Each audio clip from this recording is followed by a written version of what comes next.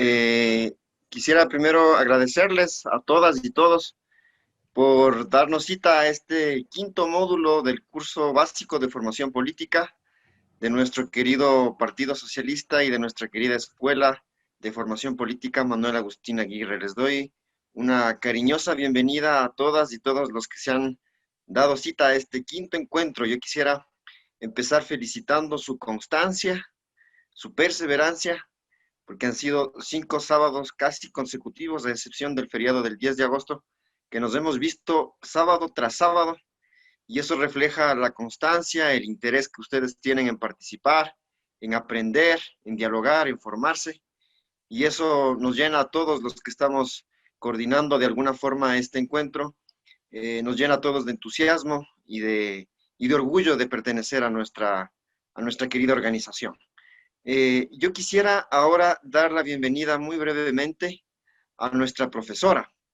Ella es Elsa Guerra Rodríguez. Este curso ha sido muy esperado por toda nuestra militancia que ha estado siguiendo este curso, porque sin duda es un tema que nos interpela, sin duda es un tema que nos motiva, sin duda es un tema que nos convoca, porque precisamente las viejas luchas de nuestro partido las mantenemos, somos fieles creyentes de la lucha histórica de nuestra organización, pero también hay nuevas luchas, hay nuevos conceptos, hay nuevas estrategias, hay nuevos desafíos, y justamente uno de los temas que vamos a abordar el día de hoy, el módulo que vamos a abordar el día de hoy es género, feminismo y diversidades. Y para ello, nuestra profesora, como les mencioné, es Elsa Guerra Rodríguez. Elsa Guerra es abogada de la Universidad Central del Ecuador.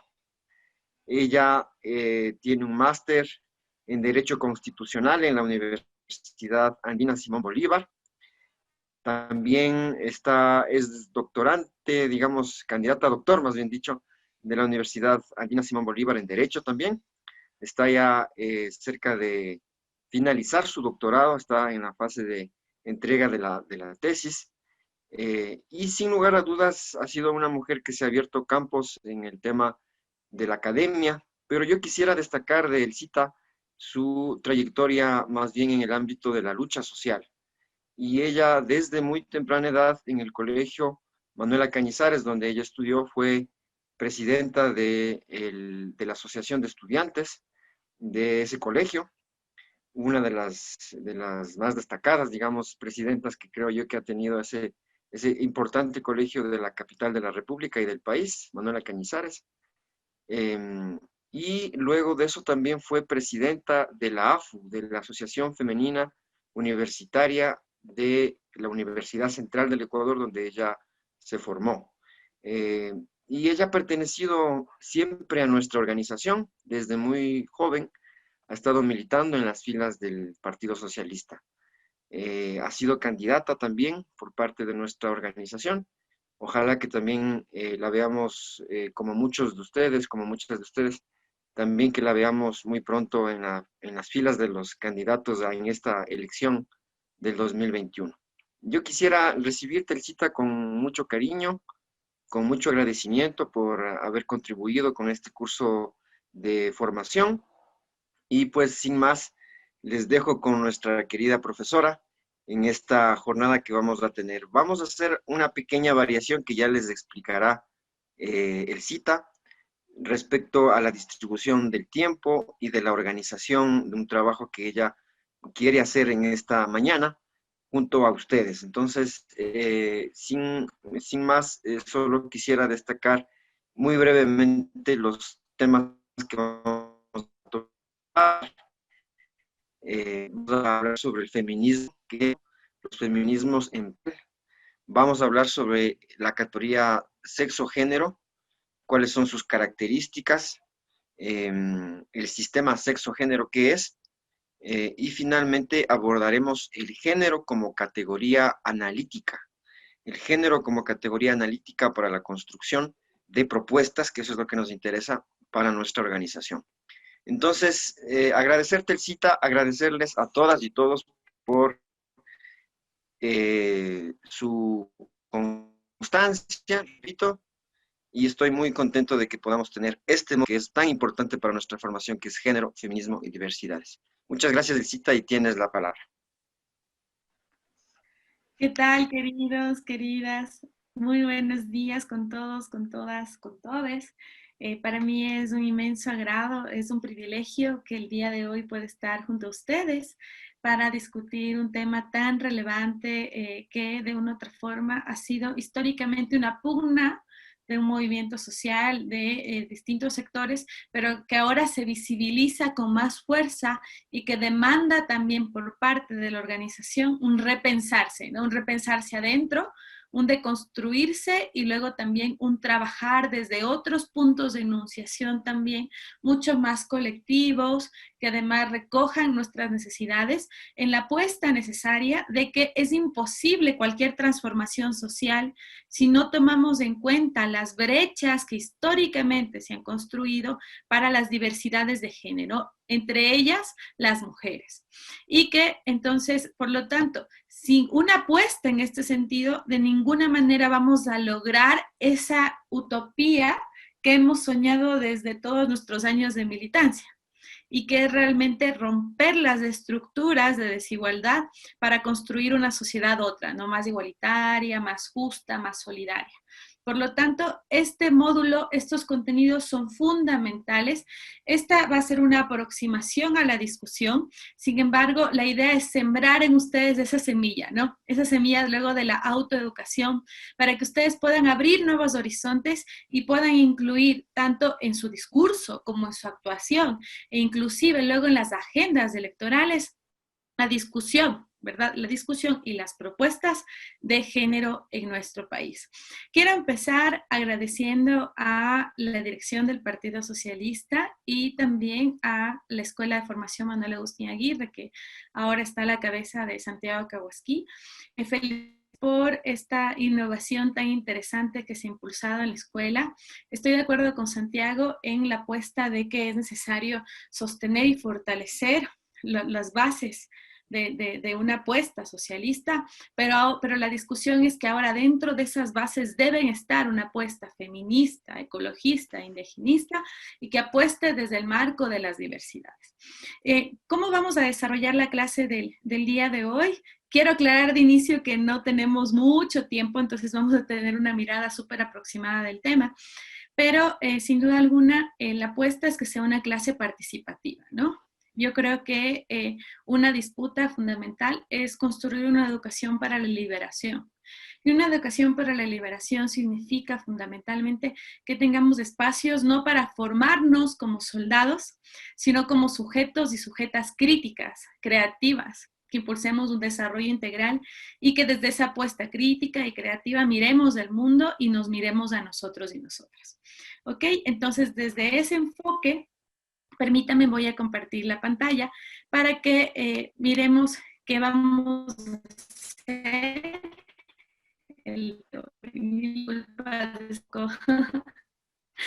Llena de documentos como suele ser de una estudiante avanzando en su tesis. Bueno, entonces, ¿qué es lo que vamos a mirar ahora? Como Santiago les ha comentado, la discusión de los feminismos en plural y cómo desde los feminismos en plural se apuesta por el género como categoría de análisis. ¿Cuáles van a ser los objetivos de nuestra clase? ¿Cuáles van a ser los objetivos? Primero, analizar qué se entiende por feminismo o feminismos en plural desde sus implicaciones históricas. ¿Por qué? Porque solo desde la dimensión histórica vamos a comprender, ¿verdad?, estas tensiones, pugnas y cómo en la actualidad, a pesar de que se construye un discurso de igualdad y de justicia, todavía existen varias brechas que se convierten en agendas de disputa, en agendas de lucha en distintos escenarios. Segundo, comprender los tipos de feminismo, sus relaciones y posibles tensiones, también hay tensiones, es necesario mirar la discusión de los feminismos desde la complejidad también, pero también comprender cuáles son sus contribuciones, ¿verdad? Para promover una propuesta de transformación, sobre todo desde una perspectiva situada. ¿Qué significa situada desde nuestros contextos latinoamericanos, andinos, ecuatorianos, donde las dimensiones de las afectaciones del patriarcado y el sexismo tienen una complejidad particular particular, que está presente en nuestros rasgos específicos, en nuestras condiciones sociales, políticas, económicas específicas.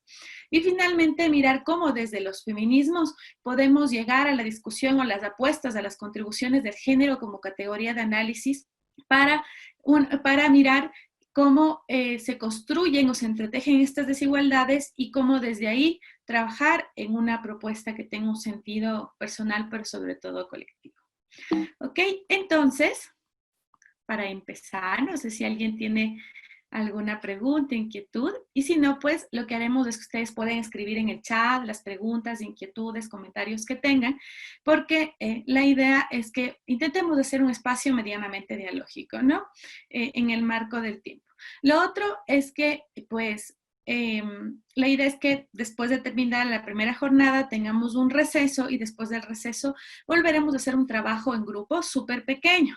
Entonces, ¿por qué les declaro esto? Para que pongan mucha atención a esta primera parte de la clase, porque de los contenidos que vamos a desarrollar en esta primera parte de la clase, vamos a poder luego aterrizarlos en unas preguntas de ejes a partir de las cuales vamos a hacer un trabajo en grupo. ¿Ok? Siendo así, comenzamos. Entonces, vamos a ver un video súper chiquitito. Quisiera que miremos este video y después de este video, pues ustedes me respondan, tal vez por el chat, ¿qué está detrás de la respuesta de estos niños y niñas? ¿Ok? Me avisan si pueden verlo, si algo pasa, estoy atenta al chat. Anderson Cooper, AC 360, CNN weeknights 10 Eastern. Show me the dumb child. Dumb child. Okay, why is she the dumb child? Because she has black skin. Okay. Show me the bad child. Why is he the bad child? Because she's really dark. Show me the dumb child. Why is she the dumb child? Because she looks black. Show me the good child. Why is she the good child? Because she looks lighter. Show me the child you would like to have as a classmate. Why would you like to have him as a classmate? Because he's white. Show me the child who has the skin color most adults like. And show me the child who has the skin color most adults don't like. Show me the smart child. Okay, why is she the smart child? Because she looks like me. Okay. Show me the mean child. Okay, why is she the mean child? Because she's way darker. Okay. Show me the good child. Why is she the good child? Because I think she looks like me. Okay. Show me the bad child. Why is she the bad child? Because she's a lot darker. Show me the ugly child. Why is she the ugly child? She's like, a lot darker. What do you think? Shocking to you? I just think it's because she's not expected. I mean, you're almost near tears. Why? It's not meant to upset you. What's upsetting you? It's not really upsetting. I mean, everything she said. Bueno, miren, súper cortito, que definitivamente tiene que ver con algunas dimensiones simbólicas que están detrás de la respuesta de los niños y niñas, ¿verdad? Porque habría que preguntarse por qué ellos responden esto. ¿Qué está detrás de la idea, además binaria, de que los niños y niñas asuman una idea de lo bello y de lo feo respecto al color de la piel, digámoslo así, ¿verdad? Pero también no solo de lo bello y de lo feo, sino también de lo bueno y de lo malo, ¿verdad? Asociando a uno de los colores, pero además no solo a lo bello, a lo feo, a lo bueno y a lo malo, sino también a otras dimensiones vinculadas, por ejemplo, al acceso a un espacio de poder, de dirección, como el hecho de que sea presidente o no de la clase, respecto al color, ¿no? Así puede ser capaz o puede ser incapaz. La idea de este video es que nos preguntemos al interior de cada uno y cada una, ¿qué está detrás de estas discusiones para que niños de 3, 4 años ya tengan interiorizada una discusión que luego marca su vida, pero que no solo marca su vida, sino que marca la vida de otras personas y que ha marcado históricamente la vida? Definitivamente, atrás de este video está el racismo, ¿verdad?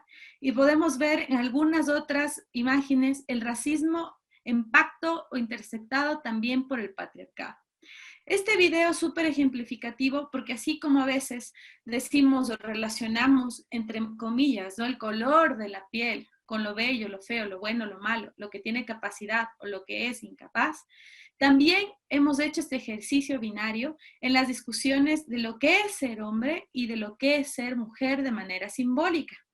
Y entonces, detrás de esta discusión existe lo que las mujeres planteamos como patriarcado y sexismo.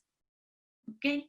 Y entonces el patriarcado y el sexismo que muchas veces planteamos que existe o que no existe, es un régimen político, social, cultural, económico, que está presente, que ha estado presente históricamente, que tiene unas implicaciones estructurales. ¿Qué significa estructurales? Que está sentado en la raíz de todos los procesos sociales, económicos, muchas veces en la construcción del Estado, del mercado, de la manera inclusive que se mira la naturaleza, las relaciones sociales, y que dinamiza las mismas en el marco de situaciones de opresión, de discriminación, de desigualdad. ¿Ok? Y entonces este patriarcado habitualmente lo que ha hecho es sostenerse, ¿verdad? Instrumentalizar el cuerpo de las mujeres, ¿sí? Digamos, quitándole valor al papel histórico, a la importancia, al rol de las mujeres y de todo lo que se entiende como femenino para otorgar privilegios, ¿a qué? A ciertos hombres, sobre todo a los hombres que cumplen el prototipo de lo masculino hegemónico. Recordarán, si ustedes miraron el video que colgamos en el aula virtual, que hay un sistema sexogénero, ¿verdad? Ojalá que lo hayan podido revisar para que ahí miren esas diferencias de las construcciones binarias entre la sexualización y la jerarquización. Y cómo a partir de estas discusiones, entonces hay un elemento que se entiende como lo femenino, lo masculino, y cómo nos van condicionando a que seamos femeninas y a que los hombres sean masculinos y que lleguen al prototipo del masculino dominante, ¿no? Que tiene que ser fuerte, que tiene que ser racional, que no tiene que llorar, que tiene que ser confrontativo para afrontar los espacios de poder. ¿Listo? Entonces, a partir de estas discusiones es que surge una apuesta histórica. ¿Listo? ¿Qué es el feminismo? ¿Ok? Por cuestiones de tiempo no vamos a hacer esta dinámica en el aula, pero habitualmente yo suelo preguntarles qué es feminismo y qué no es feminismo. Es importante hacer este ejercicio porque solo así vamos a poder comprender, ¿no es cierto? Y romper además algunos discursos que se manejan en redes sociales y en algunos otros espacios que pretenden desacreditar al feminismo. Muchas veces, por ejemplo, cuando estamos en espacios sociales, políticos, solemos decir, yo no soy ni machista ni feminista, ¿verdad? Pensando que el feminismo es la otra cara del machismo, cuando de ninguna manera el feminismo es la otra cara del machismo, ¿no es cierto? Eso podría tratarse, algunas plantean como embriismo o otra categoría, pero la apuesta es que el feminismo bien lucha contra el machismo y contra toda postura autoritaria. Las mujeres y quienes nos asumimos como feministas no luchamos por ser superiores. Luchamos por eliminar las estructuras, las desigualdades, para que entonces sí exista una reparación histórica que nos permita ser y estar en el marco de nuestros propios proyectos de vida, que es diferente. ¿Listo? Entonces, ¿cómo se construye el feminismo o los feminismos en plural? Los feminismos pueden verse desde 3 campos, ¿no? La una es como campo teórico, es decir, todas las propuestas teóricas que surgen desde los estudios de mujeres, desde los estudios de género, y que intentan, por un lado, desvelar, ¿no es cierto?, visibilizar las estructuras patriarcales y también ir tejiendo propuestas alternativas para desmontarlas. Desde movimiento social, que ha sido toda esta apuesta histórica, donde las mujeres y otros sectores sociales se han unido, disputa por replantear este sistema patriarcal y sexista a lo largo de la historia y que luego se formulan en movimientos sociales, en la lucha de distintas formas, con distintas estrategias, conforme en los contextos históricos.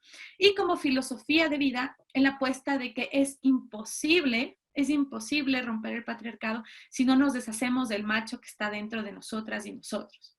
Es imposible. Y por lo tanto, esto implica además apostar, ¿no es cierto?, la idea de que nosotros, no hay un divorcio entre el sentir y el pensar, ¿no es cierto? Nosotros sentimos y pensamos a la vez y a partir de eso practicamos y actuamos. Y por lo tanto, la idea de la filosofía de vida es repensar en lo que somos y cómo desde nuestras prácticas cotidianas seguimos sosteniendo el patriarcado. ¿Listo? Entonces, y luego como esas prácticas cotidianas se van haciendo muchos más colectivas de tal manera que luego finalmente naturalizamos las formas de discriminación, naturalizamos las formas de opresión. Por ejemplo, hay una autora súper interesante que es Rita Segato, ella habla sobre la pedagogía de la crueldad y ella dice que parte de la discusión de naturalizar la violencia ha sido que hemos vivido un proceso pedagógico desde niños, ¿no? Donde hemos recibido violencia de todas partes, cuando vemos la televisión, cuando estamos en el hogar, la forma en que construimos relaciones, no de reciprocidad y respeto, sino tal vez a veces desde distintas formas de violencia simbólica, física, psicológica, entre otras, de la manera en que nos relacionamos en el trabajo. Y todo eso lo que provoca es que enseñamos y aprendemos violencia y naturalizamos esa violencia. Que si bien hay distintas formas de violencia, sabemos que uno de los sectores que vive con mayor fuerza la violencia son las mujeres. Y entonces, por ejemplo, por eso es que luego a veces cuando pasan cuestiones de violencia, no luchamos contra esa violencia porque pensamos que es parte de este pacto social, ¿no? El pacto social de la crueldad que sigue legitimando estas formas y además que sigue sosteniéndolas, culpabilizando muchas veces a las mujeres porque no cumple su rol, por cómo se viste y por otro, ¿no? Y si no, miremos todos los casos en las redes sociales de miles de mujeres a quienes se les va culpabilizando porque estuvo en una fiesta un domingo, porque estuvo en un lugar de noche y oscuras, porque no se quedó en la casa cocinando y cuidando, o porque el esposo le pegó en casa porque parecería que no cumplía sus roles de manera adecuada. Entonces, toda esta discusión tiene sentido en los feminismos y tiene también sentido en la filosofía de vida para mirar qué somos y qué hacemos de nosotros, ¿no es cierto? Y cómo vamos replanteando estas condiciones. Podemos decir que los feminismos surgen históricamente, ¿no? Hay toda una apuesta por disputar la historia, porque habitualmente también la historia ha sido escrita por hombres, ¿no? Y esta idea de escribir, de que haya sido escrita por hombres, muchas veces ha significado que se invisibilice, no digo siempre, ¿no? Tenemos algunos compañeros, por ejemplo, que van visibilizando el papel, el rol histórico de muchas mujeres, pero habitualmente han visibilizado el trabajo que hemos hecho, ¿no? Y la lucha política, la disputa política social en el campo teórico para visibilizar nuestras necesidades y nuestras experiencias, porque las experiencias son fundamentales para repensar la teoría, pero también repensar el derecho, las agendas, el trabajo, etc. Los feminismos entonces surgen, digamos, hace muchos siglos atrás. La idea de ir tejiendo una historia a otra ha significado, por ejemplo, que desde distintos sectores, por ejemplo, se vaya visibilizando a mujeres y a ciertos sectores sociales. Vamos a ver súper rápido algunos hitos importantes de la historia de los feminismos, sin que eso no signifique, ¿no es cierto?, que luego vamos a aterrizar sobre todo en nuestros contextos latinoamericanos, porque habitualmente esta historia tiene implicaciones en un sentido de Europa. ¿Listo? De Europa, de América del Norte, pero luego vamos a aterrizar también en nuestros propios contextos de opresión, ¿no? Para hacer una mirada, digamos, más global, sistemática de la discusión de los feminismos.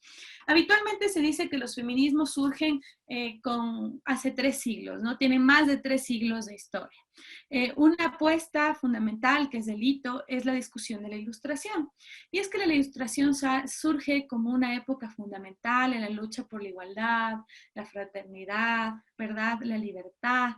Y claro, dentro de esta apuesta de la Ilustración, muchas mujeres se comienzan a analizar, comienzan a cuestionar igualdad para Libertad, ¿para quién? Fraternidad, ¿para quién? ¿Verdad? Y entonces surgen mujeres que van cuestionando cómo muchos años atrás ya se construyen o se institucionalizan mandatos para quienes deben ser mujeres y quienes deben ser hombres, ocupando ciertos puestos y el acceso a ciertos derechos, servicios, espacios de poder. Una compañera que generó esta lucha es Wollstonecraft. Ella, por ejemplo, critica la restricción a los derechos y sobre todo al acceso a ciertas categorías y cómo se han ido construyendo teorías que van legitimando la opresión. Por ejemplo, Wollstonecraft criticaba de inicio cómo se fue construyendo una teoría que ella dice de la naturaleza diferente y complementaria de los sexos. Por ejemplo, con autores como Rousseau y otros que apostaban por la idea de que finalmente las mujeres por naturaleza somos, ¿viste? Que no es un asunto que han impuesto los hombres o ciertas élites del momento, sino que por naturaleza somos inferiores y por lo tanto tenemos un mandato natural que tenemos que cumplir. Eso significaba, por ejemplo, que se promueva o se impulse lo que planteaban como educación natural. Es decir, simplemente robustecer lo que impone la naturaleza. Y entonces, desde un sentido de la naturaleza, las mujeres deberíamos asumir varias tareas, ¿no? Primero, la idea de la sumisión como un asunto de humildad frente a su tarea de cuidado dentro del hogar. El asunto del cuidado también de la familia y el deleite del hogar y del esposo, ¿no? Y que eso significaba además que desde niñas tengamos que cumplir con ciertas tareas y que tengamos que formarnos en esa educación natural. Por ejemplo, Rousseau, en alguno de sus textos en su libro El Emilio, plantea que es necesario que nos vayan educando desde niñas y que signifique, por ejemplo, que cultivemos el sentido de la obediencia. Es decir, por ejemplo, si una niña tenía que salir a la calle a jugar, dice, es importante que la madre interrumpa los juegos y que le lleve a hacer tareas en el hogar para que así ella pueda interiorizar el sentido de la obediencia y de la sumisión, por ejemplo. Y en algunos otros textos dice que muchas veces las mujeres vivimos violencia por nuestra propia culpa, porque somos tercas, ¿sí?, de este mandato que se nos ha impuesto por naturaleza. ¿Qué pasaba con los hombres? A diferencia de las mujeres, claro, los hombres tenían que asumir dimensiones de lo racional, ¿no? Tenían que desarrollar la capacidad para luego estar en el espacio público, tomar decisiones sobre la construcción del Estado, de las leyes, tomar decisiones de poder. Y entonces por eso es que la educación natural para los hombres era diferente. Es decir, había que desarrollar una posición racional y por lo tanto no emocional. No llores, ¿no es cierto? Tienes que ser racional en la vida. Tienes que tener poder para tomar decisiones y tienes que tomar decisiones, ¿no es cierto? Y eso significaba que, por ejemplo, los hombres tengan que experimentar con un mundo, ¿no? Y un mundo que también había sido construido y que ha sido construido de manera masculina hegemónica. Estas dimensiones estaban interiorizadas en la mayoría de la sociedad. Y eso significó además que, como lo dice Wollstonecraft, haya restricciones absolutas, ¿no? Al inicio, por lo menos, en el acceso a los derechos. Entonces, por ejemplo, uno de los planteamientos importantes era la disputa por el acceso a la categoría de la ciudadanía. Ustedes saben que la ciudadanía es una categoría que no son los otros derechos. Por eso es que una de las apuestas es la discusión sobre la ciudadanía universal, ¿verdad? Como la idea de que podamos ser sujetos plenos de derechos en cualquier parte del mundo. En esta lucha era un acceso a una ciudadanía por parte de las mujeres para que podamos ser sujetas de derechos. ¿Y qué era la respuesta que se daba en aquel entonces? Es que finalmente las mujeres, al ser más emocionales, al tener, ¿no es cierto?, esta idea de sumisión que tiene que ver con una teoría de la naturaleza, no seríamos capaces de acceder a la ciudadanía porque no podríamos sostenerla, ¿no? Además, entendiendo que uno, siendo ciudadana, puede también votar y puede también ser elegida. Por lo tanto, esta pugna inicial significaba por lo menos ser ciudadanas, ¿no? Y sabemos que hasta la actualidad hay muchas demandas y luchas para visibilizar que todavía no somos ciudadanas plenas, que vivimos en una especie de subciudadanía porque todavía hay opresiones, desigualdades y formas de control y disciplinamiento por parte del derecho, por parte del Estado, donde también la sociedad legitima esos tratos diferenciados discriminatorios. A la luz también de las luchas de Wollstonecraft y otras mujeres, hay otra que, por ejemplo, es Olympe. Olympe también es importante y la reivindicamos porque si bien por un lado se genera en 1789 la Declaración de los Derechos del Hombre y del Ciudadano, que luchaba por el tema de la igualdad, la libertad y la fraternidad, las mujeres salen a plantear la idea de que esta es una norma que a la luz también de la ciudadanía simplemente otorga derechos a ciertos sectores, ¿verdad? Al clero, ¿no es cierto? Por un lado, también al tercer estado, por ejemplo, ¿no es cierto? Y a la burguesía. Entonces, ¿dónde estaba el tercer estado? Eran los hombres con recursos económicos, habitualmente. ¿Y quiénes se quedaban por fuera? Se quedaban, ¿no es cierto?, los hombres empobrecidos, que eran esclavos, que no tenían recursos, ¿no es cierto?, habitualmente indígenas, afros, de otras identidades culturales, de etnias, pero todo el grupo de mujeres también, es decir, toda la población de mujeres. Y por eso es que Olympe, ¿no es cierto?, y otros compañeros, compañeras van luchando por la idea de reivindicar la idea de que esta declaración, como lo dice su término, es la declaración, ¿verdad?, vinculada a un prototipo que es del hombre, dejando por fuera a las mujeres. Y por lo tanto, generan de manera simbólica, obviamente sin fuerza normativa, la Declaración de los Derechos de la Mujer y la Ciudadana. ¿Qué implicó para Olympe esto? Que sea guillotinada en aquel momento, ¿no? Entonces, ella es una muestra, por ejemplo, de varias mujeres que han dado su sangre, su vida, para que el día de hoy estemos aquí juntas y juntos y podamos conversar sobre estos temas.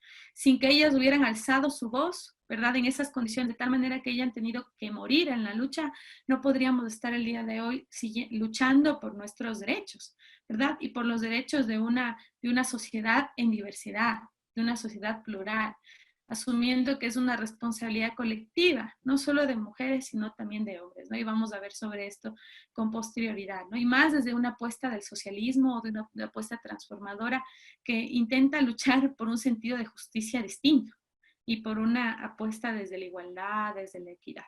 Bueno, después de esta primera ola surge una segunda que es el sufragismo, ¿no?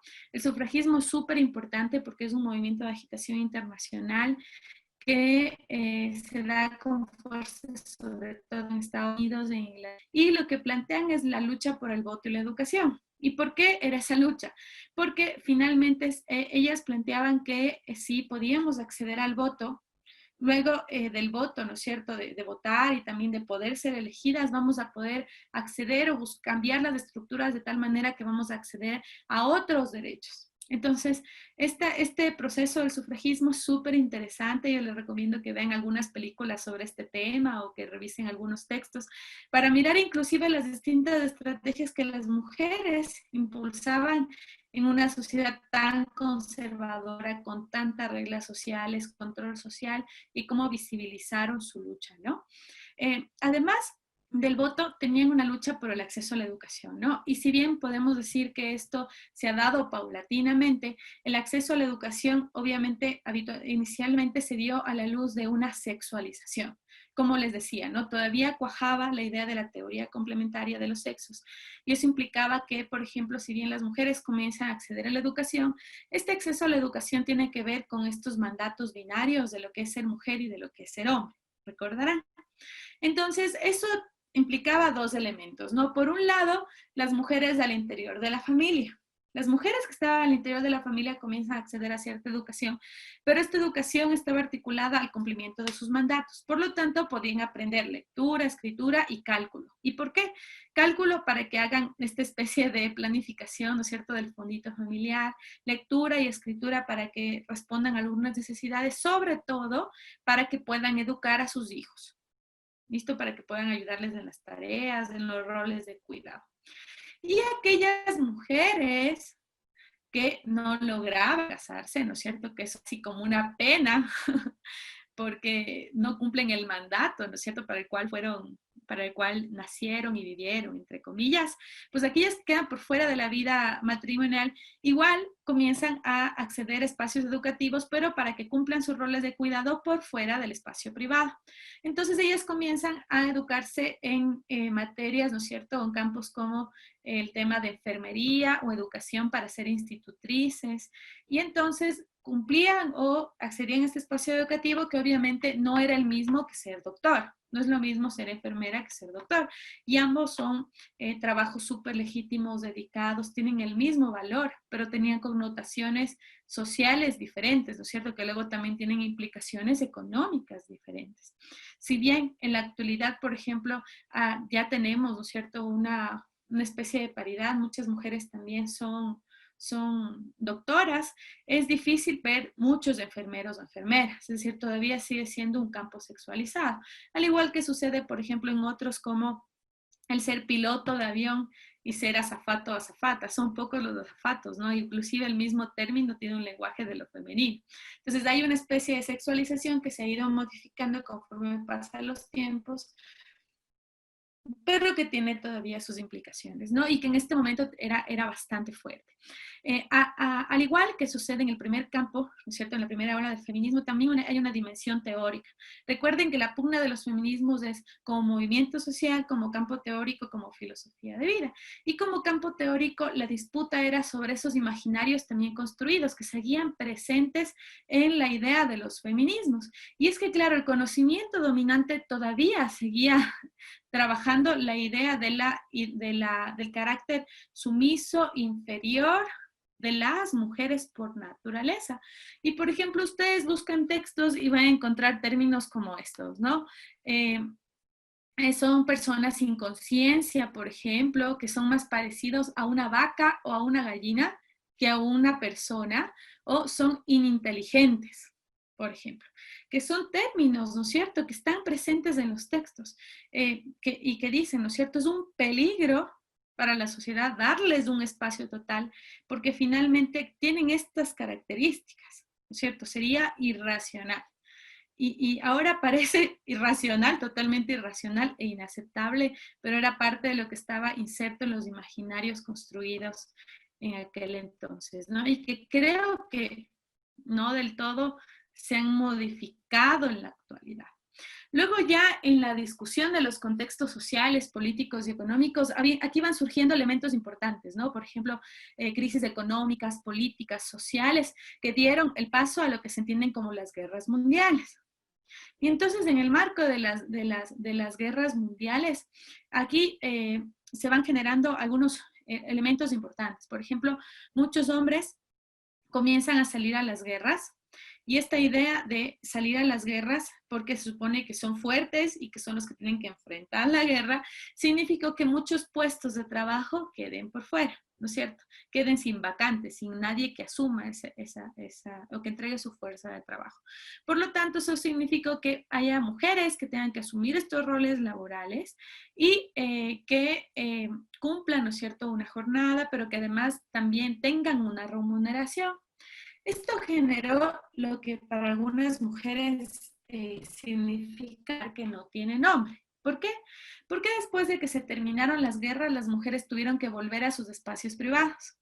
Y entonces cuando regresaron a sus espacios privados ya sintieron lo que significaba, ¿no es cierto?, ser más valiosas en espacios públicos, además recibir un salario, además, por ejemplo, acceder a ciertos beneficios, y eso generó implicaciones importantes en la dimensión subjetiva de las mujeres que generó malestar, ¿no? Además, entendiendo que ya otras mujeres, además en el marco de el surgimiento, digamos, del capitalismo ya en sus primeras formas, pues significó que se necesite mano de obra. Y entonces muchas veces la mano de obra de los hombres era insuficiente, entendiendo, ¿no es cierto?, proletarios, explotados y demás. Y entonces eso también da pautas para que las mujeres, algunas mujeres entenderán que otras ya estaban, ¿no es cierto?, siendo explotadas, sobre todo las mujeres afro, indígenas, que es lo que vamos a ver después. Pero algunas mujeres que están en el espacio privado empiezan a entrar en las industrias, ¿no es cierto? Y claro, ¿cuál era la discusión sobre esto? La discusión sobre esto tiene que ver con lo que algunas plantean como un pacto entre el patriarcado y el capitalismo. ¿Por qué? Porque si bien se necesita mano de obra y habitualmente ya los hombres eran explotados, se comienza a generar un espacio de acceso a mano de obra para las mujeres y la niñez. Y claro, como había esta idea de que las mujeres, ¿no es cierto?, son inferiores, y además esta idea de la inferioridad estaba inserta y calada también en lo que somos nosotras, porque todo esto tiene una estructura, ustedes ya conocen, ¿no?, que nos aliena en la cabeza, la mente, lo que somos y cómo estamos en el mundo. Eso significó además que accedan, pero en condiciones de explotación. Es decir, si bien los hombres estaban explotados, las mujeres tenían mayores niveles de explotación, con brechas salariales, con ningunas condiciones dignas, que de una u otra forma todavía están presentes hasta la actualidad, como vamos a ver con posterioridad. Para ir avanzando, entonces aquí surge un tercer momento, ¿no? Algunos plantean que todavía sigue siendo parte de la segunda ola, pero bueno, estas fragmentaciones simplemente tienen un sentido expositivo, entendiendo que hay como relaciones a lo largo de una dimensión histórica. La otra es un aporte súper importante que va surgiendo y va calando ya en el campo de lo teórico feminista, y que tiene relación con la idea de autoras como Simone de Beauvoir y otras, que plantean algo muy importante, y es que ellas sostienen que las mujeres no nacen, sino se hacen. ¿Y por qué esta frase es tan importante y revolucionaria? ¿Por qué? Porque esta golpea la naturaleza inferior de las mujeres. Recuerden, toda esta teoría que se construyó históricamente para justificar la subordinación. Ella dice, no, las mujeres no nacen sino se hacen. ¿Y quién nace? ¿No es cierto? ¿Qué hace que una mujer se convierta en mujer? Un cúmulo de estructuras que dicen, ¿no es cierto?, cómo debemos comportarnos, cuál es nuestra posición en el mundo, cuál es nuestro rol social, etc. Y entonces, esta frase revolucionaria comienza a calar en toda la discusión del feminismo como campo teórico, como movimiento social y como filosofía de vida, ¿no? Y aquí entonces florecen varios aportes interesantes que van desvelando cómo hay una estructura que está detrás y que nos hace ser mujeres de una forma, ¿no? Por ejemplo, la discusión de lo personal es político. La idea de lo personal es político es súper importante y hasta ahora tiene importancia porque, por ejemplo, inclusive ahora en el marco de la pandemia, hemos visto cómo se ha robustecido y fortalecido la violencia intrafamiliar. Entonces, cómo la idea de lo personal es político dinamiza la apuesta de que hay ciertos comportamientos y roles que nos imponen ser para convertirnos en mujeres dentro de lo privado y que habitualmente el Estado suele justificarlos al decir que no se entromete, por ejemplo, o que debería ser algo que es privado, ¿no? Pero esta idea de lo privado ha significado que se siga robusteciendo las formas de violencia y las formas de opresión. Entonces, hay autoras como Carol Paterman, entre otras, que plantean la idea de que existe un contrato sexual y un contrato reproductivo dentro de las familias que provocan que la familia en sí mismo sea una institución que reproduce, ¿no es cierto?, que tiene una función social de reproducción, pero de reproducción patriarcal. ¿Listo? Que es el primer espacio que nos educa, pero que nos educa desde una manera sexualizada, pero además jerarquizada, ¿no?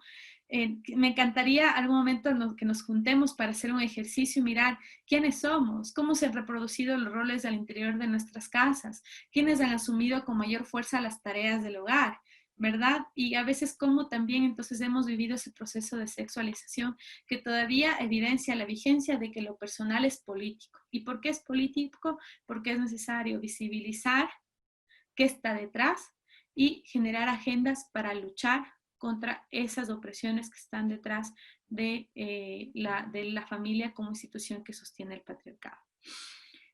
A partir de estas discusiones, ¿no es cierto?, en el campo teórico, también van generándose o floreciéndose, yo digo con más fuerza, porque han estado, siempre han estado, otros feminismos, ¿no? Los feminismos otros que suelen decirse como los feminismos críticos o los feminismos de las diversidades.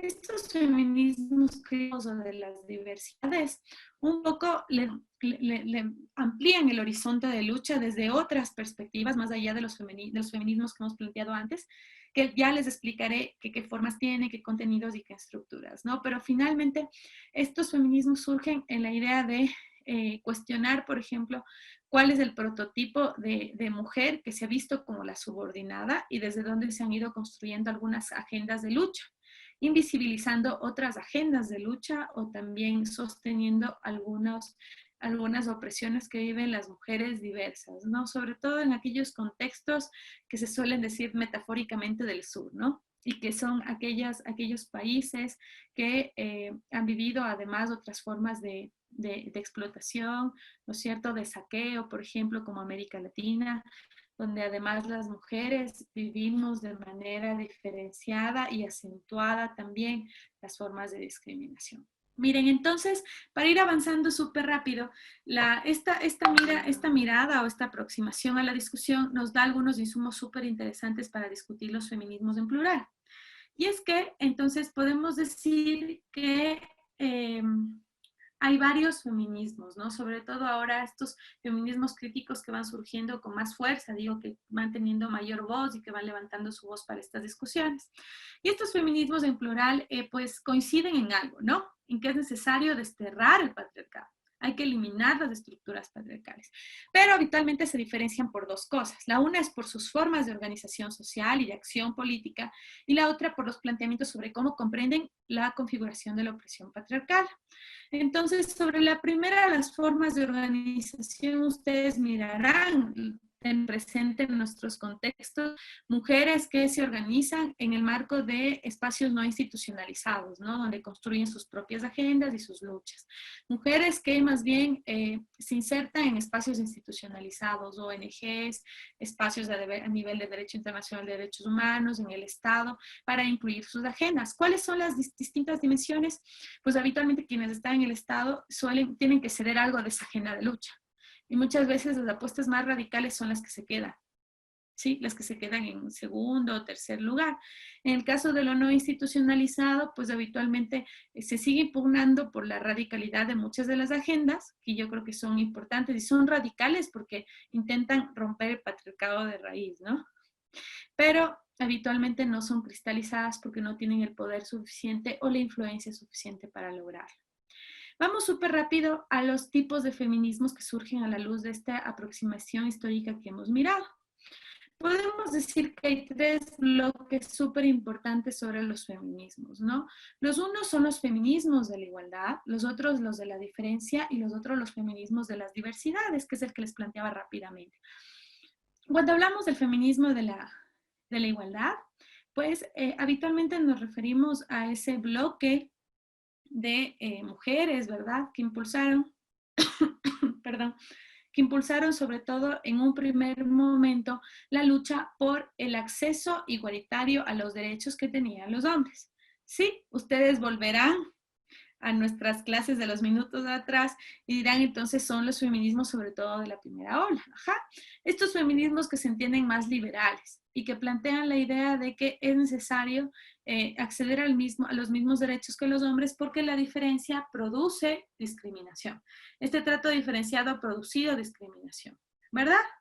Entonces, ellas apuestan porque, por ejemplo, accedamos a igual remuneración, porque accedamos a la misma forma al acceso a la educación, al trabajo, entre otros derechos. ¿Listo?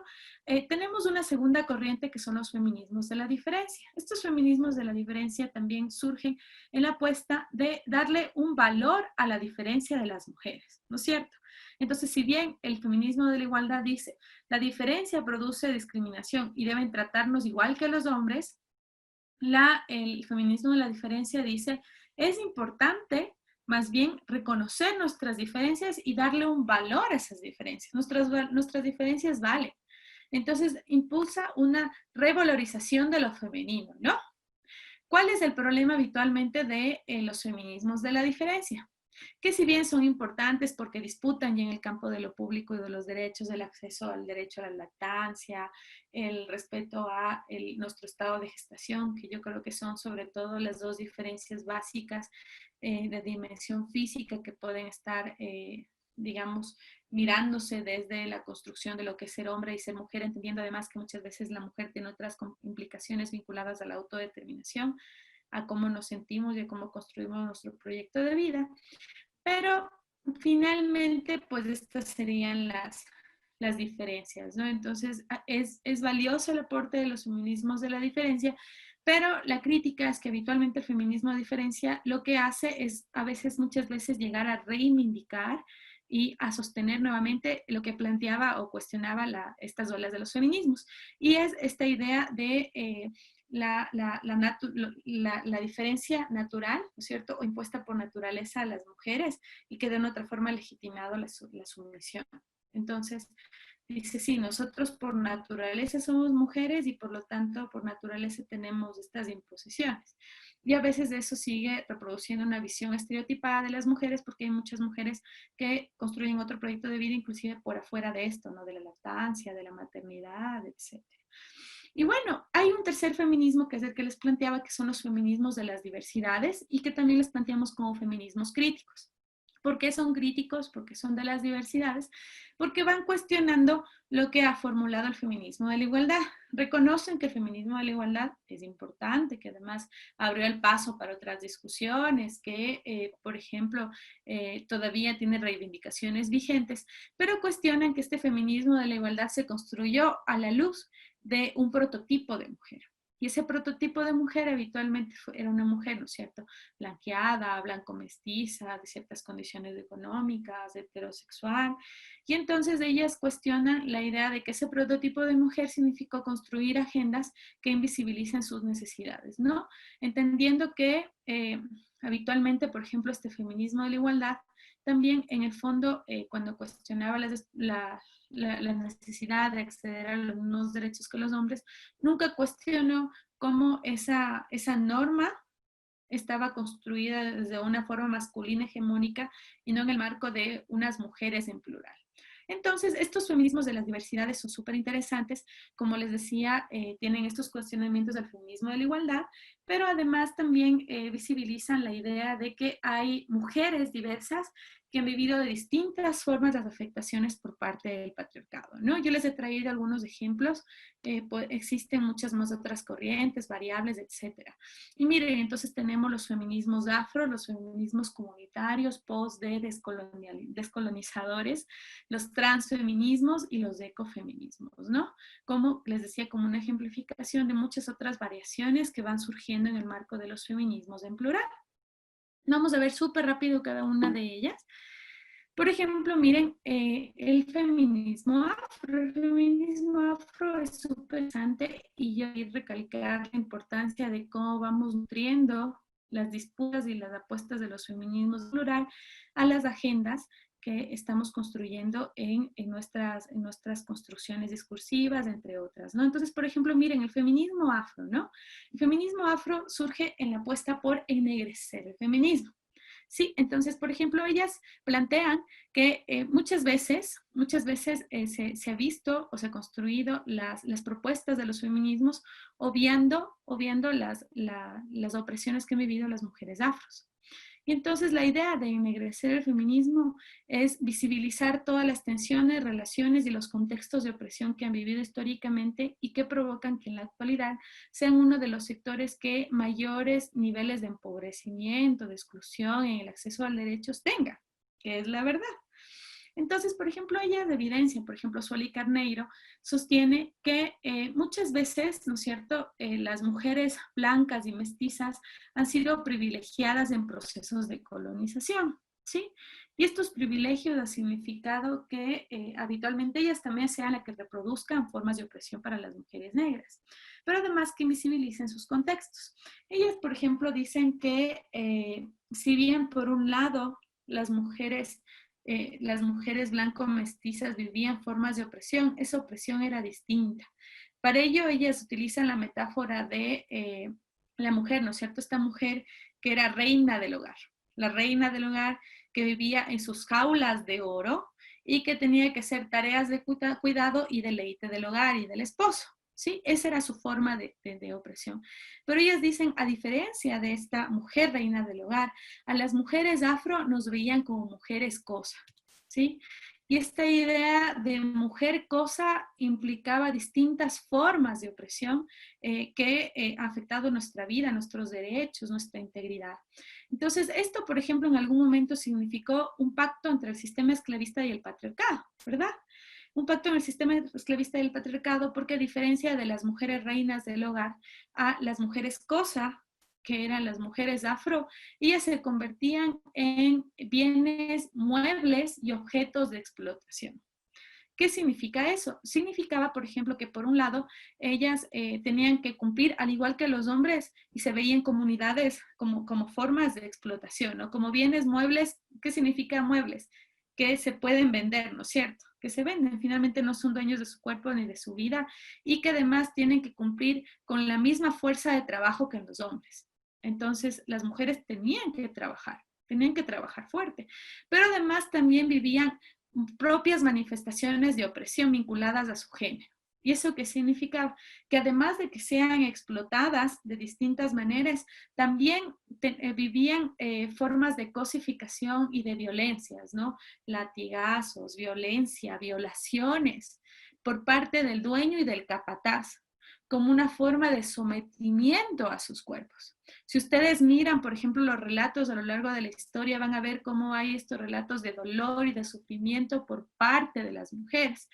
Pero además las mujeres vivían de manera específica el sistema de esclavitud en pacto con el patriarcado porque tenían más valor en el mercado que los hombres dependiendo la edad.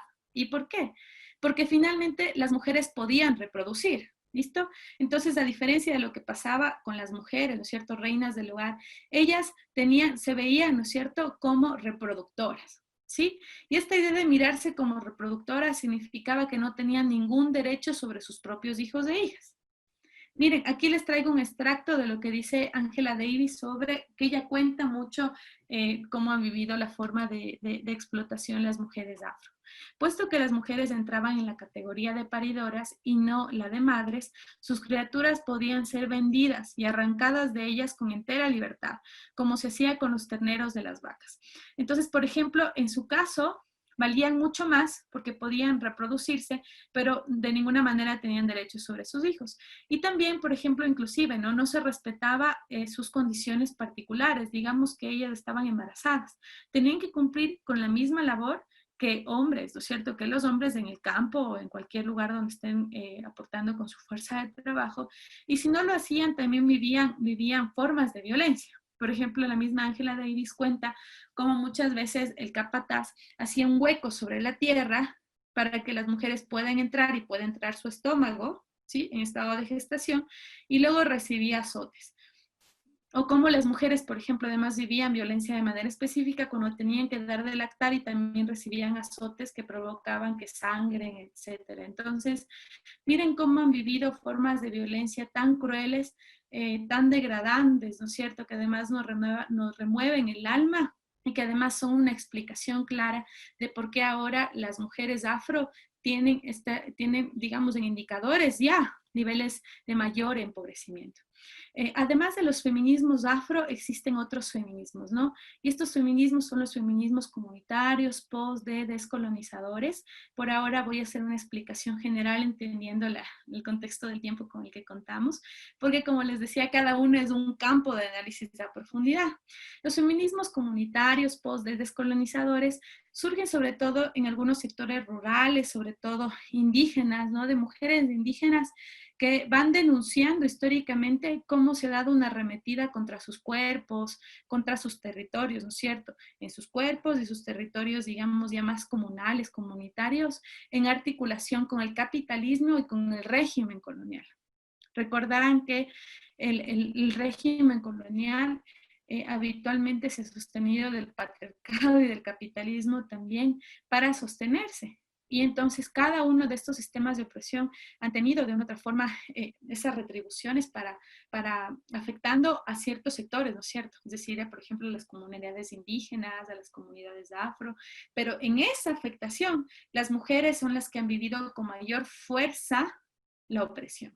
¿Listo? Entonces esto es un elemento fundamental a partir del cual surgen estos feminismos comunitarios, descolonizadores, que entonces van luchando por varios elementos, ¿no? Por uno, la defensa de su cultura, sí, ellas sí defienden de su cultura, pero no desde una perspectiva esencialista, pero esa defensa de la cultura significa cuestionar cómo las expresiones contemporáneas del patriarcado, el capitalismo, el régimen colonial ha significado despojos de sus territorios, afectaciones de su cultura, su comunidad, y también afectaciones específicas y particulares de las mujeres dentro de sus propias comunidades.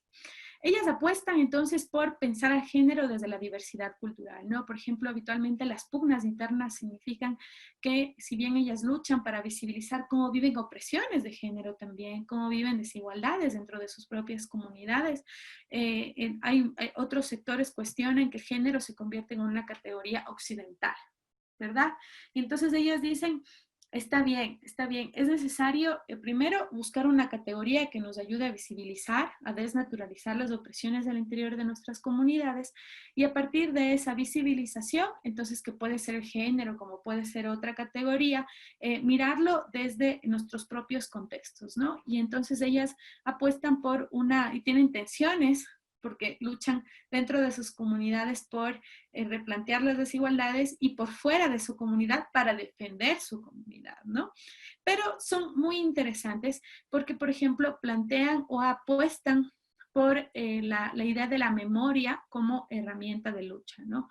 Esta idea de la memoria histórica que nos ayuda a comprender también cuáles han sido los errores, cómo se siguen reproduciendo, profundizando las opresiones y cómo desde esa memoria de lucha histórica, donde también nuestras ancestras y ancestros nos dan conocimientos, nos dan consejos, experiencias, podemos articular propuestas otras, ¿no? Otra agenda importante de la lucha es la idea de la comunidad, o sea, cómo la comunidad en una horizontal, más dialógica, puede ser el mecanismo para también ir replanteándose de estructuras patriarcales, capitalistas y coloniales que también se pueden reproducir dentro de las mismas comunidades, ¿no? Y esto puede ser una semilla de transformación y liberación. Sin duda que hay tensiones, ¿no? Y estas tensiones significan o implicado varios elementos. Por un lado, hay tensiones sobre una apuesta habitualmente que es esencialista de la cultura. Y esta apuesta esencialista de la cultura suele surgir también en distintos espacios en la idea de pensar que las prácticas culturales vienen también desde una dimensión de la naturaleza.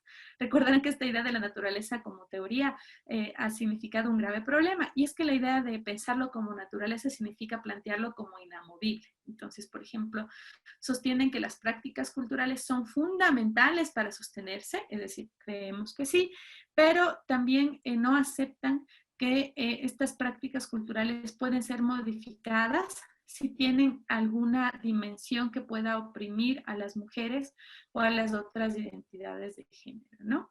Entonces, es una visión esencialista de la cultura. Por otro lado, tenemos una postura que habitualmente es la que se reproduce en todos los espacios y que es la que está presente en el derecho occidental, en las relaciones políticas, que es una apuesta etnocéntrica y colonial. Y que por otro lado sigue mirando las discusiones de lo comunitario, donde también están las mujeres que van pugnando esta visión, que hay una mirada binaria, ¿no? De lo que es civilizado y de lo que es salvaje, de lo que es desarrollado y de lo que en cambio es inferior, ¿no? Es inferior, no tiene desarrollo, es subdesarrollado, entre otras, ¿no? Y habitualmente siempre se les ubica a los pueblos indígenas en la apuesta de lo salvaje, lo no civilizado, y se mira al occidente, ¿no? Todo lo que se entiende como el occidente, como lo civilizado, como lo desarrollado, ¿no? Entonces, esta apuesta es importante porque muchas veces las feministas, los feminismos, algunos dicen como los feminismos liberales, también suelen reproducir esas agendas, o sea, se olvidan de mirar el género en clave plural, de diversidad cultural. Y entonces aquí hay a veces los feminismos que son feminismos etnocéntricos y que, como ya decimos, también en ciertos momentos históricos han también legitimado el sistema patriarcal en estas relaciones de matrona sirvienta, propietaria esclava, señora muchacha, ¿verdad? Y que de una u otra forma también siguen reproduciendo una visión etnocéntrica y colonial. Y finalmente tenemos una apuesta que más bien es antiesencialista de género, y entonces aquí están, como les decía, todas estas compañeras de los feminismos comunitarios, postdescolonizadores, que dicen que es necesario defender la cultura, pero que esa defensa de la cultura no significa legitimar varias prácticas que puedan afectar y puedan sostener todavía las desigualdades de género. Hay varias discusiones sobre esto, ¿no? Es un tema que hay que tomarlo con pinzas, además, porque es muy difícil tender puentes interculturales que nos puedan cifrar realmente cuáles sí son prácticas que finalmente deben ser eliminadas, que deben ser desafiadas dentro de las mismas comunidades. Por ejemplo, lo que algunas plantean como los matrimonios infantiles o la mutilación genital, u otras posibles prácticas que están presentes en las comunidades. Pero claro, la idea es que es interesante porque es una apuesta que surge desde las mujeres de las comunidades para que en el marco de sus propias cosmovisiones vayan disputando espacios y vayan también rompiendo estas brechas para además visibilizar que la comunidad sí puede ser una propuesta de lucha. La idea de la comunidad, ¿no? Y la idea de comunidad donde se plantean algunos elementos. Por ejemplo, plantear la idea de que los feminismos no puede construirse desde una apuesta universalista, ¿no? Hay que volver a pensarlo. Mirar el sujeto desde un marco más complejo y más crítico, ¿sí? Romper la idea de las jerarquías analíticas. A veces, por ejemplo, las mujeres solemos pensar que el género lo es todo, y yo creo que el género es importante, pero es una parte de la mirada de la realidad.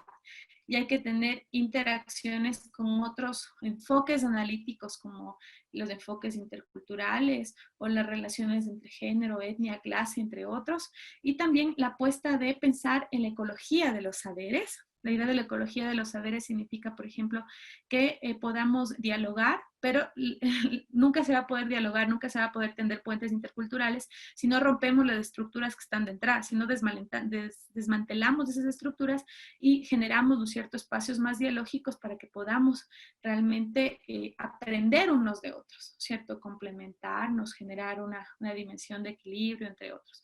Y finalmente, los feminismos comunitarios plantean la idea de construir una plataforma de resistencia antisistémica. ¿Es necesario construir una plataforma de resistencia antisistémica? Sí. Y la forma de hacerlo, obviamente, es mirarlo desde la pluralidad, ¿no es cierto? Desde la diversidad y desde la interculturalidad. Vamos cerrando esto. Tenemos también los transfeminismos. Los transfeminismos, en cambio, plantean la idea de cuestionar cómo, además del patriarcado, hay un heterosexismo y cómo el heterosexismo va jerarquizando sexualidades, estableciendo que lo heterosexual es el centro y frente a la otredad, ¿no? Y esta otredad, entonces, es inferior, ¿no es cierto? Es la periferia, es lo anormal, es lo antinatural. Entonces, ¿cómo esto se construye a través de lo que se habla como binarismo de sexo y binarismo de género? El binarismo de sexo tiene relación en la idea de que habitualmente el heterosexismo se sostiene de esta construcción imaginaria que tenemos sobre la idea de mirarnos como sexos opuestos. Y somos sexos opuestos, ¿no es cierto?, en todo. Y el único momento en que nos unimos es para reproducirnos, ¿sí? Y esa reproducción es biológica, pero también social. Esto está articulado en binarismo de género, que además también nos dice desde lo heterosexual y desde las construcciones de género que hay una sola forma de pensar, sentir y de amar. Y entonces, como solo hay una forma de pensar, sentir y amar, que es desde los binarios, y como hay otras personas que sienten y aman desde otras perspectivas, entonces los cuerpos son los equivocados. Y es por eso que hasta ahora, a pesar de que hemos tenido ya varias normas a nivel constitucional, y bueno, que ahora con el Código Orgánico de Salud también se ha establecido de manera un poco más expresa, ¿no es cierto?, esta prohibición, existen clínicas que lo que intentan es deshomosexualizar, ¿no es cierto?, donde se encierran para que esos cuerpos que son equivocados vuelvan a su redil. Y esto significaba denuncias de violaciones. Muchas mujeres dicen que la forma en que intentan reivindicar, ¿no es cierto?, volver a la heterosexualidad es que vivan violencia, que vivan, por ejemplo, violaciones y distintos tipos de tortura. Entonces, como detrás de la idea de estos binarismos de sexo y género hay un mandato que conmina nuestros cuerpos y nos afecta, ¿no? Y entonces las mujeres que impulsan el transfeminismo, que también es muy importante, entendiendo que, por ejemplo, la violencia de las mujeres las viven las mujeres trans, porque es violencia específica, ¿no? Y es violencia que llega hasta la muerte. Entonces, por ejemplo, una de las agendas importantes que hay que reivindicar es la discusión de las mujeres trans. Entonces, como ellas, por ejemplo, cuestionan, por un lado, que habitualmente los feminismos de la igualdad se han construido desde un prototipo de mujer que habitualmente también es heterosexual, ¿sí? Pero además también plantean que entonces es importante mirar sus agendas para una verdadera transformación, ¿no? Y para ir cerrando, tenemos los ecofeminismos, ¿no? Los ecofeminismos surgen como una crítica al desarrollo y miran la relación con la ecología y con la economía, ¿no? Entonces, una crítica habitualmente al desarrollo capitalista, ¿sí? Y cómo habitualmente el desarrollo capitalista, ¿no es cierto? Cómo el desarrollo capitalista afecta a la naturaleza, afecta a las comunidades, afecta a otras perspectivas de economía y en ese contexto cómo las mujeres viven con mayor fuerza esas afectaciones. ¿Ok? Desde ahí surge la discusión de los ecofeminismos que son en plural. Aquí hay todo un recorrido histórico que por cuestión de tiempo no vamos a poder profundizar, pero bueno, digamos que algunas autoras como Miriam Lam plantean que desde 1970 va surgiendo la crítica al desarrollo como un sistema excluyente, donde no se visibiliza otras formas de división sexual del trabajo, ¿no? No solo las mujeres dentro de la casa, sino también el trabajo que se da, por ejemplo, para la producción de alimentos, el cuidado de animales, donde las mujeres también cumplen un papel fundamental. Y entonces aquí se comienza a dar una disputa por institucionalizar la perspectiva de género, donde se vaya replanteando el sentido, cómo se mira a las mujeres diversas frente o con el desarrollo. Entonces la idea es luchar para que, por ejemplo, no se le mira a las mujeres como receptoras del desarrollo, sino como agentes de cambio frente a un sentido de desarrollo, y aquellas mujeres que además han vivido con mayor fuerza las implicaciones de ese desarrollo frente a sus vidas, sus culturas, sus economías y el rol que cumplen en la sociedad. Parte de una apuesta súper importante que es el rechazo al progreso como sentido de crecimiento económico. Esta idea de rechazar al progreso como sentido de crecimiento económico súper importante porque evidencian con claridad cómo esto más bien se sostiene en el consumismo, el endeudamiento y la afectación a la naturaleza y además no visibiliza otras maneras de comprender el progreso, ¿sí? Recuerde que aquí hay una disputa sobre lo que se entiende por progreso y por riqueza. ¿Qué es realmente la riqueza y cómo la riqueza tiene distintas formas de significados desde las propias comunidades? La riqueza no puede significar, por ejemplo, acumulación, sino puede significar, por ejemplo, armonía con la naturaleza u otras perspectivas. Entonces, los ecofeminismos son súper importantes para que, yo entiendo que luego van a discutir sobre ecología, y aquí hay muchas relaciones que pueden servir, ¿no? Entonces, por ejemplo, la idea es una crítica definitivamente al capitalismo, ¿no? Hay una crítica al capitalismo. Parte de la idea de pensar que hay paralelismos históricos, culturales, simbólicos entre la opresión que han vivido las mujeres y la explotación que ha recibido la naturaleza, ¿ok? Y entonces plantea que habitualmente el sistema capitalista y la idea de desarrollo, ¿no es cierto?, además desarrollo de unos frente a desmedro de otros, ha significado, ¿no es cierto?, el uso de la naturaleza del sur, recordarán como metáfora donde estamos, ¿no es cierto?, América Latina, una parte de África y de otros lugares del mundo, el sur entendido como aquellos espacios saqueados que estamos resurgiendo con fuerza y resistencia para visibilizar nuestras realidades y para luchar por unas alternativas de este desarrollo. Y entonces, como habitualmente el desarrollo del norte ha significado, ¿no es cierto?, la explotación de la naturaleza del sur. Eso es muy importante. Y entonces, frente a estos contextos, por lo menos surgen dos corrientes de los ecofeminismos. Una corriente que es más esencialista y una corriente no esencialista. La corriente esencialista dice, a ver, las mujeres por esencia somos femeninas. Recuerden, volvemos a esta idea de la teoría de la naturaleza, ¿no? Como un asunto inamovible que está inserto en nuestros cuerpos. Las mujeres por naturaleza somos femeninas y además, por lo tanto, podemos comprender con mayor claridad cómo la naturaleza ha vivido la opresión, que también es femenina.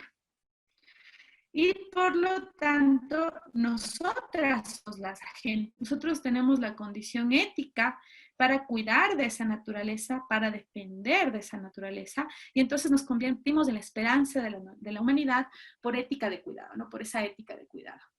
Las no esencialistas, que me parece que son mucho más claras, nos dicen, a ver, más allá de esta discusión que puede ser esencial, del esencialista de lo femenino, hay unas compatibilidades, ¿no? Entre las mujeres y la naturaleza, ¿no es cierto? Porque tanto las mujeres como la naturaleza compartimos una construcción discursiva que provoca la explotación, que ha legitimado históricamente esa explotación, ¿no es cierto? En el territorio de la naturaleza y en el territorio de nuestros propios cuerpos. Y entonces, ¿no es cierto?, es necesario luchar contra esto. ¿Y por qué? Porque ya hay varios estudios que visibilizan que esta apuesta del desarrollo capitalista, con todos sus efectos vinculados, por ejemplo, al cambio climático, entre otros, afectan con mayor fuerza a las mujeres. Por ejemplo, en Chimborazo, la idea del cambio climático que está articulado, ¿no es cierto?, esta mirada del desarrollo capitalista ha provocado que se vaya perdiendo la fuerza en los nevados, ¿no es cierto? Y cuando hay problemas, ¿no es cierto?, en el agua de los nevados, esto también afecta al riego. El riego afecta a quienes, a ciertas comunidades. Y entonces eso ha provocado que, como no tengan suficiente agua para el riego, entonces pierdan nivel de productividad y los hombres tengan que emigrar a las ciudades para buscar trabajo, además en condiciones de precarización laboral, y las mujeres se queden al cuidado. Entonces las mujeres se quedan al cuidado, ¿verdad? No solo al interior de su casa, de sus hijos, de los quehaceres del hogar y de otras personas que también asumen las tareas de cuidado, sino también de los animales, de los cultivos. O sea, hay una explotación ahí, hay una afectación que también viven las mujeres, ¿no? Además, sin ningún reconocimiento de que eso es trabajo, sin ningún reconocimiento vinculado al acceso a derechos, a una remuneración plena. O sea, hay muchos problemas que están articulados y sin que el Estado reconozca esto, ¿no? No solo en el discurso, sino también en los hechos y en las políticas públicas. Entonces, estos ecofeminismos son súper importantes porque tienen sentido dentro de una apuesta socialista en la idea de luchar contra un sistema capitalista que nos impone una forma de desarrollo, que nos impone una forma de mirar ese progreso y que ese progreso afecta a la naturaleza y que esa afectación además también tiene implicaciones específicas para las mujeres. Entonces, ¿cuál es la apuesta de los ecofeminismos? Entonces, es buscar un modelo alternativo, ¿no? Esta idea de modelo alternativo significa mirar a la vida como el objetivo central. Los ecofeminismos plantean la idea de una conciencia ecológica de género. ¿Y qué sería una conciencia ecológica de género? Creo que es importante ahí debatir, repensar, entonces, cómo son nuestras prácticas, ¿no?, en la ciudad y en el campo. Inclusive, ¿qué valor le damos al campo? ¿Verdad? Porque todavía existe un antagonismo entre el tema del trabajo y la naturaleza, ¿no es cierto? Habitualmente lo que hacemos es invisibilizar el papel que cumple la naturaleza para la formulación y la construcción de lo que se entiende como el trabajo y del desarrollo. Y entonces hay que superar estas discusiones. Priorizar, por ejemplo, las economías locales a regionales, ¿no? Esta idea de las economías vivas, cómo la naturaleza, en fin y al cabo, es una economía viva y qué valor le damos a esa economía viva. ¿Qué valor le damos, por ejemplo, a economías más locales, para romper esta idea del progreso, del desarrollo que se sostiene el capital, ¿no es cierto? Y que habitualmente también tiene sentido en distintas formas de explotación. Entonces, esto también es una apuesta importante para construir una alternativa a otra que también tiene ahora aún más sentido en el marco de la pandemia. Porque la pandemia lo que ha visibilizado es que hay varias brechas sociales y que estas brechas sociales además se han recrudecido, ¿no es cierto? Los niveles de desempleo, subempleo. Entonces yo creo que sobre eso es importante y los ecofeminismos nos dan algunos alcances de iniciativas. replantear el sentido de progreso, abolir el desarrollo, porque es un desarrollo capitalista que se sostiene en la desigualdad, en las injusticias, en las brechas, y reconocer el conocimiento que nos brinda la naturaleza como un conocimiento vivo. Entonces, miren, para ir cerrando esta parte, y no sé si estaría de acuerdo Santi, tal vez que me otorguemos más para cerrar la parte de género, pues yo creo que es importante que estas apuestas se convierten en agendas feministas latinoamericanas.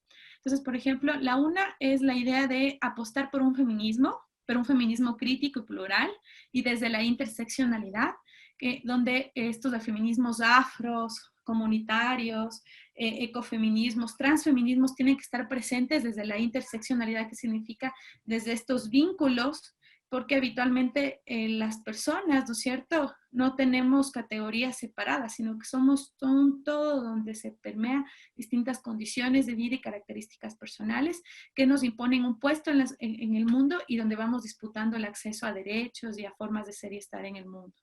Dar valor a las diversidades y visibilizar cuáles son las mujeres más afectadas, ¿no? Creo que eso es muy importante para cualquier agenda de lucha. Es decir, cuáles son las mujeres que viven con mayor afectaciones de la pandemia y qué hacer frente a esas afectaciones, cómo construir propuestas desde abajo. Articular las luchas, ¿no? La idea es que articulemos las luchas desde los ecologismos, el anticapitalismo, el antirracismo, contra el régimen colonial, pero que no dejemos por un lado las agendas de género. Sería imposible, ¿no? Porque no vamos a lograr realmente romper estructuras, ¿no? Además, visibilizando cómo en estos breves minutos hay pactos entre sistemas de opresión, todos ellos se sostienen. Entonces tenemos que tener una respuesta contrahegemónica a esos pactos que se sostienen. Desmantelar el patriarcado en todos los ámbitos, ¿no? Y entonces ahí yo creo que es importante desmantelarlo, significa, por ejemplo, luchar o apostar por el feminismo como campo teórico, estudiar el feminismo, ¿no es cierto? Además de disputar algunos conceptos del feminismo, nada está en piedra, hay que generar debates. Y por otro lado también plantearlo como movimiento social, o sea, en qué medida, por ejemplo, cada uno de nosotras y nosotros nos reconocemos como feministas en la apuesta de lucha contra la opresión. No es un pecado ser feminista, más bien es una apuesta fundamental porque nos ponemos en los pies de la otredad o porque reconocemos nuestras propias formas de opresión que vivimos a diario, ¿no es cierto? Pero además también porque dentro del marco de filosofía de vida asumimos nuestros privilegios, es decir, uno de los elementos, apuestas importantes de asumir cuáles son los privilegios históricos que han tenido los hombres. Y esta no es una bronca directa odiadora contra los hombres. Es que asumamos históricamente cuáles han sido los privilegios que hemos tenido, ¿verdad? Por un lado, porque ese es un elemento importante. ¿Cuáles son los privilegios que también como mujeres hemos tenido? ¿O cuál ha sido el papel también que como mujeres y hombres hemos tenido en reproducir el patriarcado en nuestras familias y en nuestras sociedades? Entonces, no se trata de lavarnos las manos o de purismos, pero sí de asumir nuestra responsabilidad y de impulsar estas luchas para desmantelar el patriarcado en todos los ámbitos. Abrir espacios de debate y apoyo para que los hombres también insertos en nuestras luchas. Es imposible desmantelar el patriarcado si los hombres también no se insertan y no comprenden estas discusiones, ¿verdad?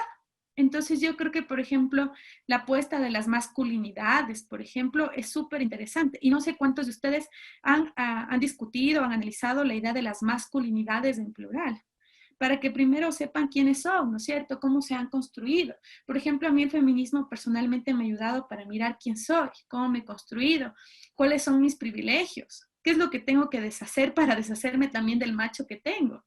Porque de una otra forma todas y todos tenemos algo de patriarcado inserto, mucho o poco. Entonces la apuesta es ese compromiso personal, ¿no? Y disputar espacios de decisión.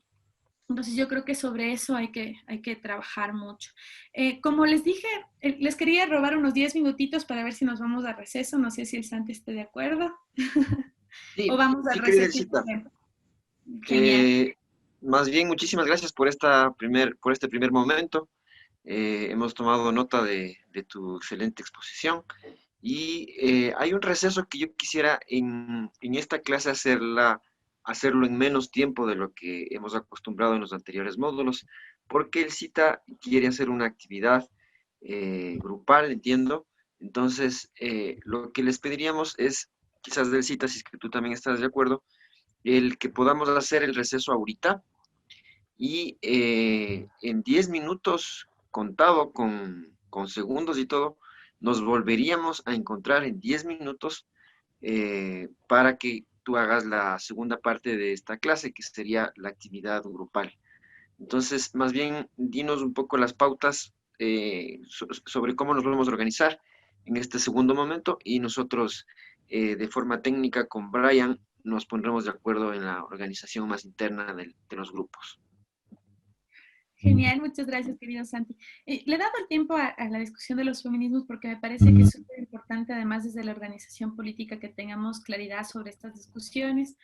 Además, porque hay una arremetida profunda en distintos medios que intentan un poco deslegitimar esta discusión que es importante.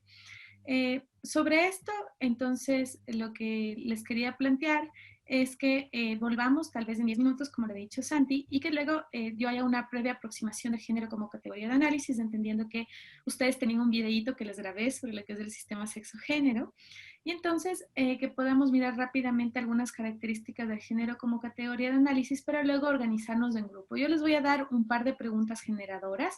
Ustedes van a tener 5 minutos para la discusión en cada grupo y luego vamos a hacer una exposición general. ¿Ok? Entonces, ya les iré dando las pautas. Vayan a descansar 10 minutitos y a venir súper renovados y renovadas para ir terminando este módulo.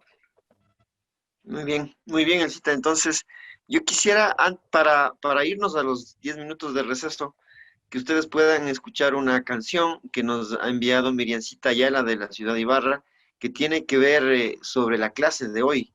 Entonces, nos ha pedido que podamos compartir y nos vamos al módulo, al receso, perdón, de este módulo con esta canción que vamos a poner a continuación.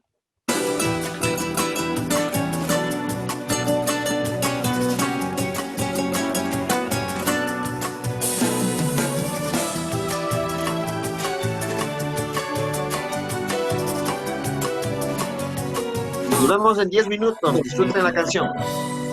Quiero decir lo que pienso, lo que siento en lo profundo de mi ser como mujer. Quiero decir lo que muchas de mis abuelas callaron, o las que fueron calladas por querer la libertad. ¿Cuántos años han pasado de desigualdad perversa en la casa, en el trabajo y en la cama sin placer? De nada sirven las leyes, los decretos, la justicia, si no vencemos prejuicios en contra de la mujer. La respuesta es el respeto, la respuesta es la igualdad. Que respeten nuestro cuerpo, que respeten nuestra voz, que respeten mi deseo cuando yo digo que no me levanten la mano ni me levanten la voz.